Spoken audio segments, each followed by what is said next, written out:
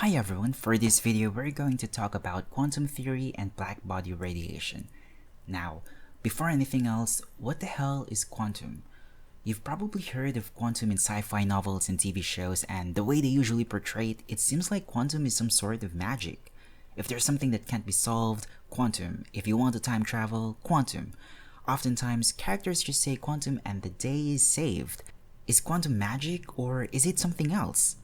Well, to understand quantum, let's have a little bit of history. When early physicists were trying to elucidate the structure of the atom, what they had at the time were laws of classical physics. And the thing is, although classical physics worked really well with large objects, remember this, it didn't always fit these smaller subatomic particles that they were trying to understand. For example, let's take a look at blackbody radiation. Blackbody radiation is the electromagnetic radiation, or EM radiation for short, that is emitted when a black body is heated. Heating black bodies to a certain temperature will cause it to emit radiation with a spectrum that is dependent of that certain temperature. In other words, radiation distribution is affected only by that temperature. Have you used an electric stove before? If you've used one before, you've visually seen this phenomenon already. That red glow that you see when you use an electric stove, that's blackbody radiation. In fact, scientists at the time used pieces of metal to study blackbody radiation. And now here's the problem.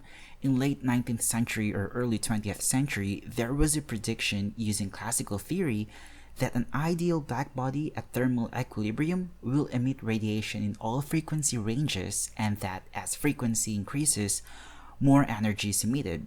I know that's a lot to take in, so let's make it visual.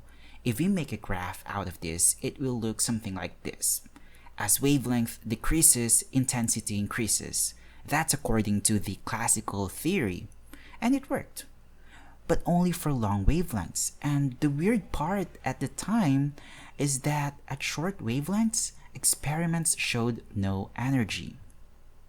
So, if we make another graph for experiments and kind of overlap that with that from the classical theory, the whole picture would look like this. And so, as you can see, the classical theory was successful at describing those at these wavelengths, these longer wavelengths. But it cannot explain why, in reality, intensity dips down at shorter wavelengths. In fact, this contradiction was called the ultraviolet catastrophe. Sounds very dramatic, right? And maybe you're asking yourself right now, why ultraviolet? Well, if you recall the electromagnetic spectrum, you have UV being on the shorter side of the spectrum than visible spectrum, IR, microwaves, and so on to the long radio waves. So, from left to right, wavelength increases, and basically, that's the same thing as our x-axis here on our previous graph. And the thing is, this pointy thing right here, the maximum, that's around or near the visible spectrum at around 4000 Kelvin or greater. And so this region right here would be the UV region where classical physics wasn't applicable. And so scientists at the time were so perplexed by this very problem until German physicist Max Planck proposed the quantization of energy. Just a little bit of FYI or fun fact, Max Planck did experiments related to this because he was asked by the German Bureau of Standards how to make light bulbs efficient. Yes, I guess you could say quantum theory was born out of a light bulb. Now, how are these two related? Well, the filament in the light bulb is an example of a blackbody, and what Max Planck was trying to do at the time was to ensure that much of the light given off are visible waves, not ultraviolet, not infrared, visible waves, because it's a light bulb and it should function as one. But later on, Max Planck became frustrated because his experiments did not match his predictions that were based on the established EM theory. So what he did was, instead of using established theories, he used his experimental data and worked backwards. This mathematical trick thus gave birth to quantum physics. He determined that the experimental spectra can be predicted if energy was quantized. So here we go again with the word quanta.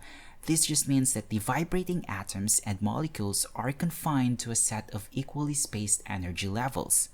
Still didn't get it? Imagine this, you're driving a car and I tell you you can only drive 50 kilometers per hour, 55 kilometers per hour, and 60 kilometers per hour.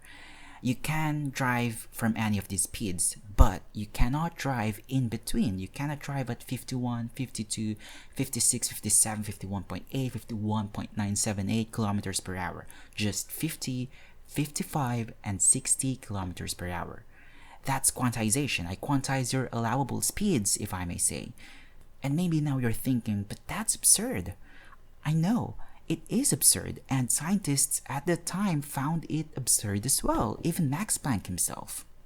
But you know what? The weird thing is, it worked. It worked. It was able to predict and explain the UV catastrophe.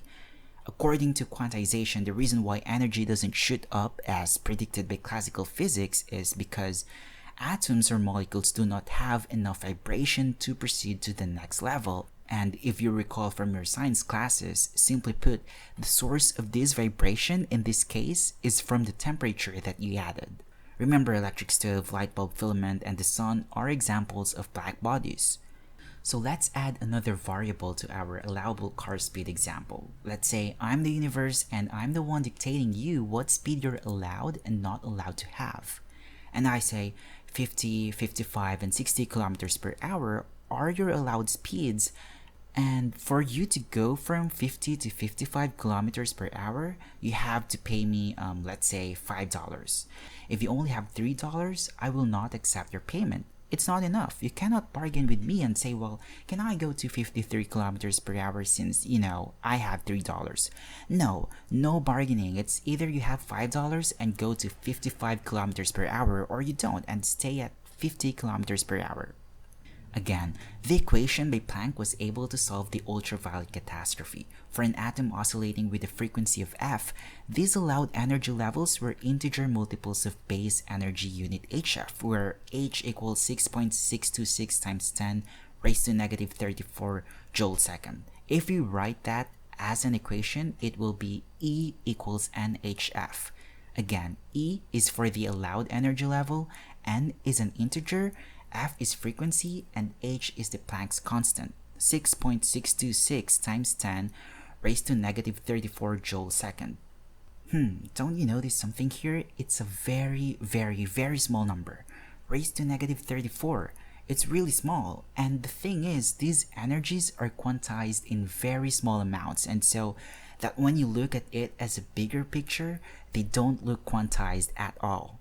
And that brings us back to what I've said earlier, that classical physics worked for large objects, but it didn't fit these smaller subatomic particles. To visualize what I'm saying, look at this. It looks like a single continuous line, right? But if you zoom that in, you'll see that it's composed of several broken lines, and that's the same with energy. At a larger scale, when you look at it as a whole, it looks continuous, but then when you actually zoom in, you will see that energy is quantized. So is quantum magic? Obviously it's not. We knew that from the very beginning. You know that even before watching this video. But the reason why it seems like so is because it's bizarre, weird, and not intuitive. In fact, at the time, Max Planck just knew that these numbers and formula worked, but it was only until a few years later that other scientists began to realize that Planck essentially opened up a whole new world of physics.